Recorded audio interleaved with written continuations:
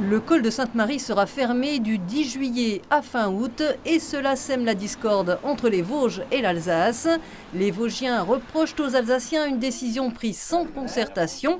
Les élus départementaux qui rencontraient mercredi la maire de Visamba, le village vosgien au pied du col, ne décolèrent pas car c'est grâce à elle qu'ils ont eu vent en avril de cette fermeture de la route pour cause de travaux. La première magistrate, elle a été informée par ses administrés et par les réseaux de la tenue d'une réunion publique en Alsace.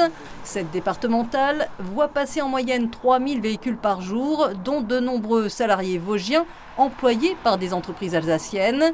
60 rien que pour Visamba. Ils vont devoir emprunter d'autres cols éloignés ou le tunnel Maurice-Lemaire, avec une réduction certes pour les abonnés, mais les Vosgiens vont donc devoir payer pour aller travailler. Quand vous travaillez tous les jours en Alsace, l'impact financier est énorme. Certains, c'est les familles complètes qui y travaillent.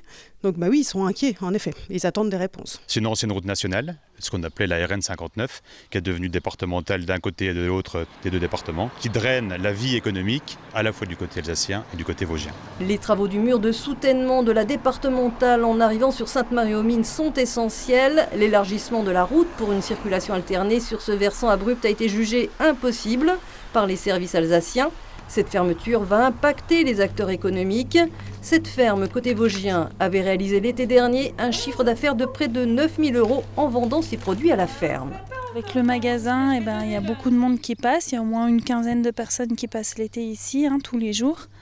Donc ça va passer de 15 à 0. Vous en plus vous faites les marchés. C'est ça, nous on part à Mulhouse, donc on prend directement le col et sinon si on refait le tour, ça nous fait 20 minutes en plus. Et pour ce restaurateur qui investit dans la reprise de cet établissement haut du col, c'est une catastrophe. Pour moi, si vous voulez, ça va être l'équivalent d'un troisième Covid, parce qu'après les deux premiers Covid, avec l'énorme problème de trouver du personnel compétent pour travailler avec moi le week-end ou la semaine, là pour une fois que je trouve du personnel, je ne peux pas m'engager sur des contrats de travail.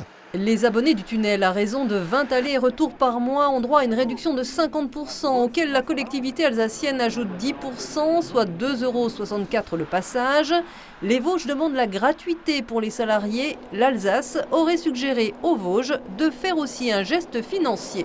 Quelle raison on peut avoir de dire que l'argent collecté dans les Vosges doit payer les travaux faits par l'Alsace? Ça, c'est un premier point. Mais le point le plus essentiel, je dirais, c'est surtout que, étant donné qu'on n'a pas été concerté, c'est quelque chose qu'on n'a pas pu prévoir budgétairement et donc on ne peut pas le faire. Alors on demande la gratuité plus un fonds de compensation pour les acteurs de terrain touristiques qui seront très impactés. Le président du département des Vosges a envoyé un courrier au président de la collectivité européenne d'Alsace. Contacté, le vice-président Jean-Philippe Maurer en charge des mobilités reconnaît les conséquences d'un chantier devenu urgent et compliqué, mais il réfute l'absence de communication. Les services routiers alsaciens auraient informé ceux des Vosges par téléphone dès novembre 2022. Il y a pour le moins un malentendu de part et d'autre de la montagne.